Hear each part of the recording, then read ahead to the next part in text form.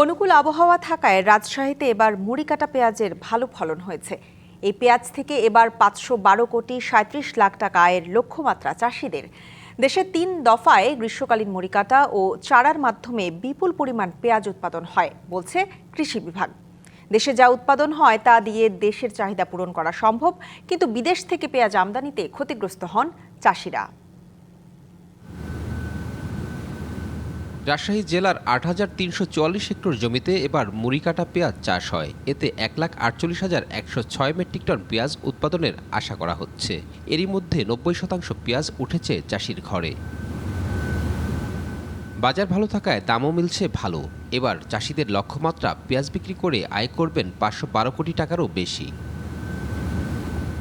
১ বিঘা জমিতে পেঁয়াজ আবাদে কৃষকের ব্যয় হয় ৭০,০০০ টাকা। বিদেশ থেকে আমদানি করলে ক্ষতিগ্রস্ত হওয়ার শঙ্কা চাষিদের।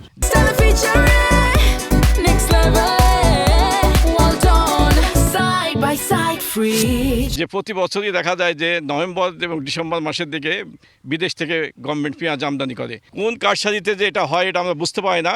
এখন বাজার ১২০০ থেকে ১৩০০ টাকা বাজার, এই কারণে আবার লাভবান হতে পারছি না। তো হুট করে বাজারে বিদেশি পেঁয়াজের এলসি আমদানি করার কারণে মাঝখানে কৃষকেরা লোকসানের মুখে পড়ছে।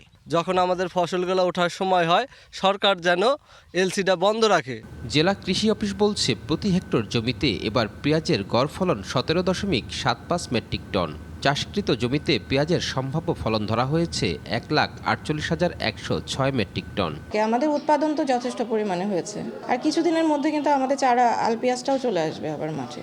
এবার রাজশাহী জেলাতে প্রায় ১৩৩৫ হেক্টর জমিতে আমাদের গ্রীষ্মকালীন পেঁয়াজের আবাদ হয়েছে। দেশে প্রতি বছর পেঁয়াজের চাহিদা ৩৫ থেকে ৩৬ lakh metric ton. Sourav Habib, DBC news, Rajshahi.